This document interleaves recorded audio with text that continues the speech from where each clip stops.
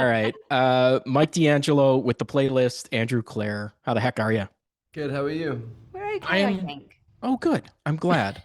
I'm doing great. Congratulations on this. I had a smile on my face through the whole movie. I watched it twice, once Oh, with my middle son who was homesick, and then we enjoyed it so much and he told my daughter about it, so we watched it with my 5-year-old daughter as well. yay! Spread the Oh, word. that's That's so really cool. sweet. Yeah, they both loved it too. So my daughter keeps calling it the fairy movie. Can we watch the fairy movie again? There's not Oh, enough films with fairies in it.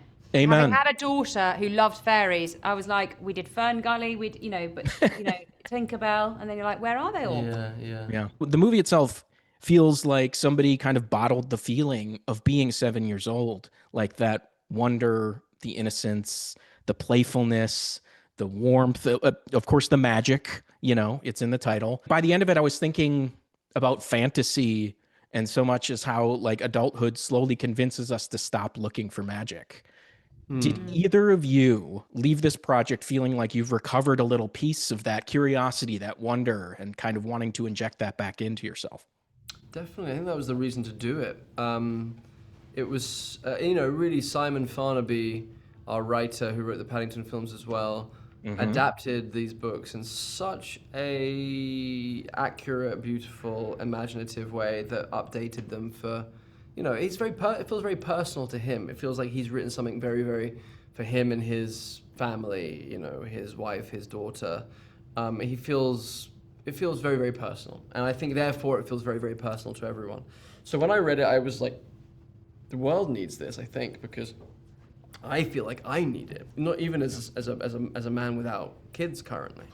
Like I'm like, oh man, I know that a lot of my friends are gonna feel very, very seen and inspired by this, and hopefully their kids will be shown a different route than just kind of getting lost in these devices that we have. Yeah, and we're entering the Daddy Garfield era. What memes are we gonna get with all Oh, Dad that? Drew, what was it we heard yesterday? Dad Dad Drew, Drew. Dad Drew. Dad Drew. Yeah, I mean, Uh, I'm all for it. I'm fine with it. I'm excited about it actually. If it's can't be the ingenue forever. You You know. can I try them. understand. You gave it a good old go. I did look at I did see saw photos of us on the red carpet last night. You look wonderful. I just noticed these crazy crow's feet in the corner. I was like, when did that happen? You're a gorgeous man. Here we are. Uh, Here Oh, we there we are. go. There we go, fishing. One of my favorite things in this movie is that you learn everything about Tom and Polly through like these wonderfully bizarre little moments. Like Tom is lovingly watering plants while singing Gregorian chants, and Hmm. Yeah. while she's like trying to get a tractor running on tomato juice, it's like Mhm. perfectly reasonable for their Tuesday. But Yeah. like Yeah. those scenes somehow like make complete sense for these two in this world. Did those little bits become shorthand for the marriage in the bigger emotional scenes, or does that come from something else? Where does the relationship really bloom? I think it was fun to show, not tell, as you say. I think Yeah. like there's a lot of potential to show that, and also their journey. Like at the beginning of the film, they're kind of in this kind of colder, more tech savvy apartment in the city, and there's a kind of separation. There's a kind of coldness. The colors are a bit more blue, and their energy is much more muted. And then as they go into the country and their kids start going up the tree, the magic of that tree is actually affecting them and their relationship too. So their passion and their romanticism and their love and lust for life starts to come back, and the color literally starts to come back into the frame and starts to come back into their costumes and into their cheeks and into their relationship. And I love that there's also a magic that's happening within the quote unquote real world as well as the quote unquote fantasy world. Yeah, absolutely. And I love that Tom has this awkward physicality.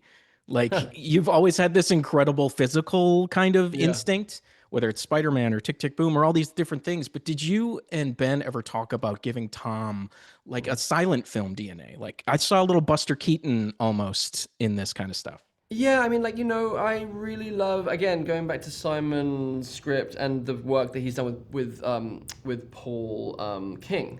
Yes. on the Paddington films, and the kind of physical comedy of that, and even like going back to me and Spider-Man, it was something that I've always wanted. I love playing with physical comedy in a way that I just adore it as a form, and I'm inspired by it, and I've wanted to kind of infuse certain projects with that, and that was a really important thing for me. And I spoke to Simon about it, and he was very, very excited to help integrate that aspect of the character. The kind of slapstick, kind of foolishness, trickster kind of element was really, really important, and felt yeah, felt like a really, really vital part of the character. Yeah. Claire, how did the wonder of the movie kind of affect you in your way? Did it kind of did you incorporate it into your performance more and more as the film went on?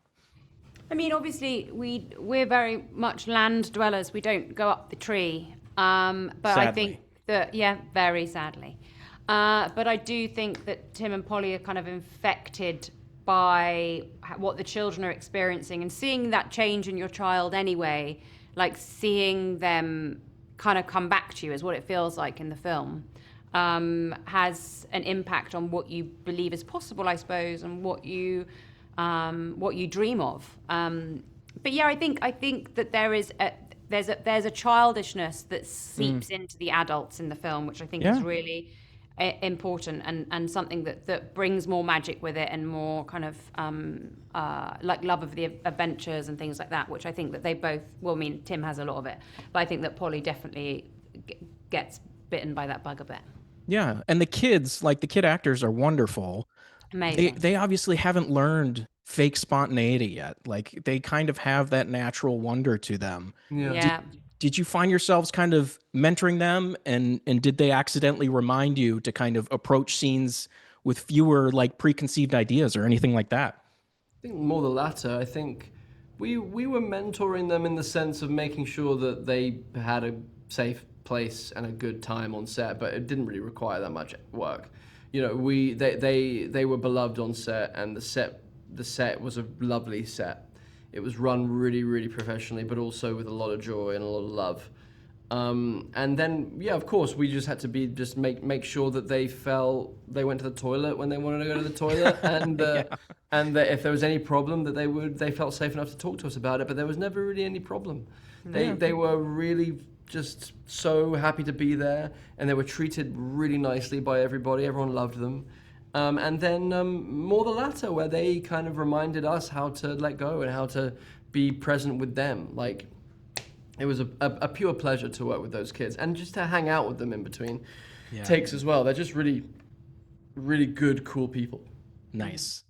I do want to make a pivot to some future projects, because you guys have like a murderer's row of stuff coming up. And I mean, it's funny timing, because Andrew, you go from making a movie that's ultimately arguing imagination makes us all human, to Luca's artificial, literally about AI. So was there anything about making these two kind of almost back to back that changed how you think about technology and creativity and the walls between them?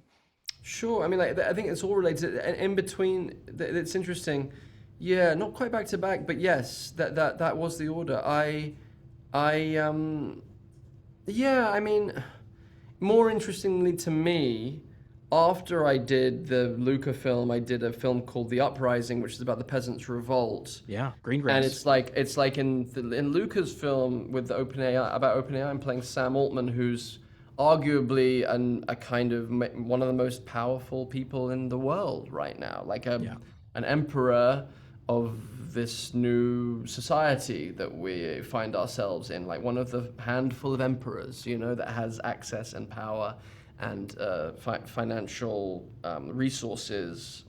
And then I played a plowman in the medieval England who literally has nothing, and is being deeply affected by the emperors of the time that he was in. So that was very, very interesting to me in terms of those with power and those without. And then, yeah, of course, in terms of the distinction, I'm very, very curious and scared, like I think any of us who think about things, about what these technologies are doing to our brains, to our attention spans, to the time we have on this planet, to how, you know, I question how to spend my time, how to spend my life. And I of course am concerned that these technologies, while they are magic on their own, are also maybe potentially getting in the way of us living lives of true deep meaning and creativity. Yes. Yes. Man, there are a million things I wanted to ask about, but they're giving me the wrap. I will ask a Spider-Man question out the door because the internet collectively convinces itself you've secretly filmed another movie every 6 months.